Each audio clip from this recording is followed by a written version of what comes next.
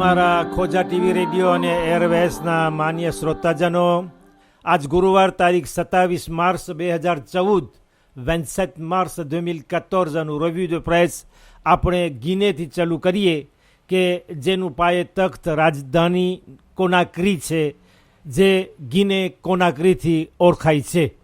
ગિનેથી ફિએવર હેમોરાજિક રક્તસ્રાવ તાવ કે જેનાથી લોહી વહેવા લાગે છે, અથવા ફિએવર એબોલા કે જે તાવનું બીજું નામ છે અને જુદી તરહનું છે, ગિનેની સરહદ વટાવીને પાડોશના 2 દેશો લિબેરિયા અને સિયેરા લેઓન પહોંચ્યું છે. ત્યાં પણ અમુક કેસ જોવામાં આવ્યા છે. 95 કા 95 કેસ કુલ મળીને સાબિત થયા છે અને 69 પર્સન 69 માણસો આજ સુધી મરણ પામ્યા છે. ખાસ કરીને ગિનેમાં એબોલા નામનો તાવ અથવા ફિએવર હેમોરાજિકમાં 10 બીમારોમાંથી 9ને જરૂર મોત નીપજે છે. 9 sur 10. તેનો ઈલાજ બહુ જ મુશ્કેલ છે અને રોગીને હંમેશા બિલકુલ અલગ જુદો કરવો જોઈએ. એબોલા નામના તાવનું વિરુસ સૌ પ્રથમ કોંગો ખાતે 1976 સાલમાં દેખાયો હતો. તે વખતથી અત્યાર સુધી 1850 કા 1850 કેસ જાહેર થયા છે, જેમાંથી 1200 પર્સન 1200 માણસો તો મોતના પંજામાં પહોંચી ગયા છે. આ રોગ વધુ ભાગ્યે જે હૈવાનો જંગલમાં મરી ગયા હોય તેનો ગોશ્ત ખાવાથી અથવા જાનવરો ચેપગ્રસ્ત ઇન્ફેક્ટ થઈ ગયા હોવાથી તેમનો સ્પર્શ કરવાથી ઇન્સાનને આ રોગ લાગુ પડે છે અને આવી રીતે એકબીજા સાથે મળવાથી આ ચેપી રોગ માલાદી કોન્ટાજિયસ એકબીજામાં બદલે છે.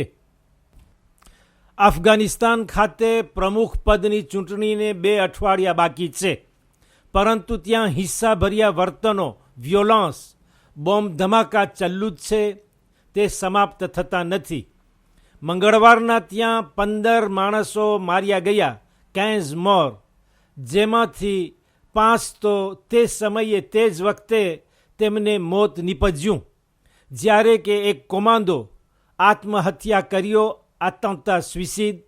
ચૂંટણી પંચ કચેરી ઉપર, બ્યુરો de la કોમિશન ઇલેક્ટોરલ ઉપર 2001ની સાલથી 2001થી તાલિબાન લોકોને ભગાડી મૂક્યા છે હુકુમત ઉપરથી, જે વખતે અમેરિકાના લશ્કરી દળો આવીને ત્યાંના લશ્કરી સિપાહીઓ સાથે મળીને આવું કર્યું.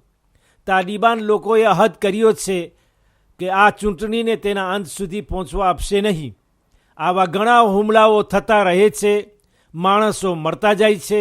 જો કે સુરક્ષા દળો ફોર્સ ઓફ સિક્યુરિટી સાથે છેલ્લી વેળા અથડામણ થતાં બળવાખોરોને મોત નીપજ્યું હતું.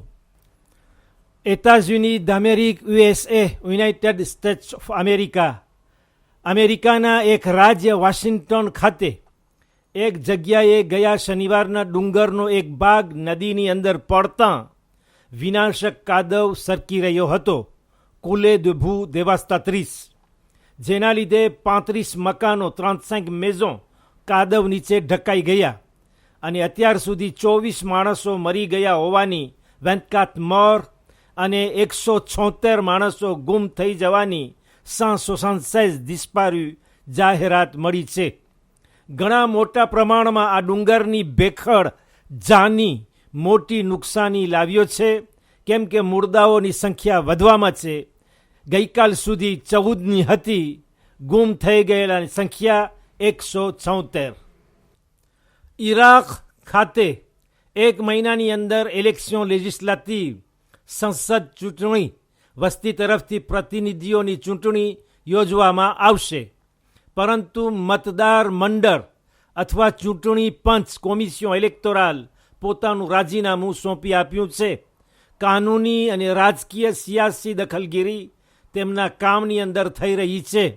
જો કે દેશ હિંસાભર્યા વર્તનોથી વ્યોલન્સથી જખમી થઈ ચૂક્યું છે. નૂરી અલ માલિકી શિયા પ્રીમિયર મિનિસ્ટર વડાપ્રધાન ને હજીણ 3ème માંદા એટલે ત્રીજી વખત પ્રીમિયર મિનિસ્ટર થવાનો ઈરાદો છે, જો કે 2 વખત થઈ ચૂક્યા છે.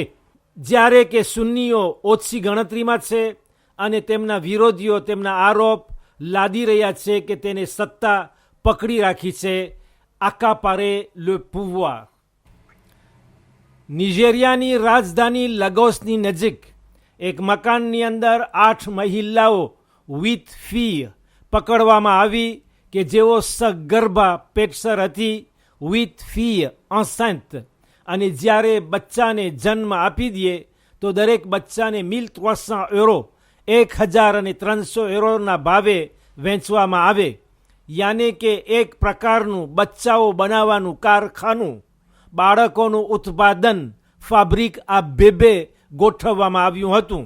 ગેરકાયદેસર પ્રસૂતિ ગૃહ, સુવાવડખાનું, માતેર્નિતે ઇલ્લેગાલ, આવું અનૈતિક ઇમોરાલ કાર્ય કરનારનો સરદાર પણ ત્યાં હાજર હતો.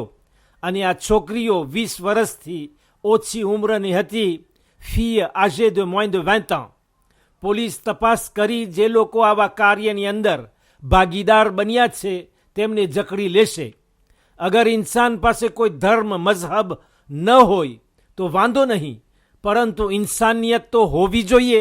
મોરાલ, નીતિ વિનાનો માણસ જાનવર સમાન છે. ઓરતને માલ પેદા કરવાનો સાધન બનાવી કમાણીનો ઝરિયો કરી દીધો. માને પણ જે મોહબ્બત પોતાની ઔલાદ પ્રત્યે હોય તે ખત્મ થઈ ગઈ. થાઈલેન્ડ ખાતે 2 ફેબ્રુઆરીએ 2 ફેબ્રુઆરીના ઇલેક્શન લેજિસ્લેટિવ ધારાસભાની ચૂંટણી યોજવામાં આવી હતી. જે વખતે 28 જગ્યાઓમાં 28 સિર્કોન્સ્ક્રિપ્શન, 28 જિલ્લાઓ તેમાં ભાગ લઈ શક્યા નહીં, જેથી કરીને બંધારણીય અદાલત કુર કોન્સ્ટિટ્યુશનલ તે ચૂંટણીને રદ કરી આપી અને સરકારી શાસન ગુવર્નમાને એમ્પાસની અંદર નાખી દીધી. એક મડાગાંઠ જેમાંથી સરકારને બહાર નીકળવાનો રસ્તો મુશ્કેલ થઈ પડે. દેશની પ્રીમિયર મિનિસ્ટર મહિલા વડાપ્રધાન ઔરત શીના વાત્રા માટે એક કારીગા હતો. એણે પાર્લામેન્ટ સંસદને વિસર્જન કરી આપી છે અને આ ચૂંટણીને સ્થાપિત કરી. દેશમાં જે કટોકટી ભરી હાલત પસાર થઈ રહી હતી તેને ખત્મ કરવા અર્થે આવું કર્યું. જો કે તે કટોકટી દરમિયાન 23 માણસો પોતાની જાન આપી દીધી. 23 મોર. વિરોધીઓ તો હવે થાકી ગયા છે, લથડિયા ખાઈ રહ્યા છે.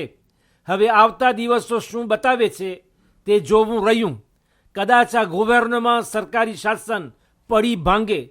આ એક જાતનું coup d'état judiciaire, કાનૂની ક્રાંતિકારી રાજ પલટો થયો છે. ઇજિપ્ત દેશમાં આવેલી નીલ નદીના પશ્ચિમ દિશાના કાંઠા ઉપર ફારાઓનું એક દેવળ છે, temple du pharaon, à l'ouest du fleuve Nil.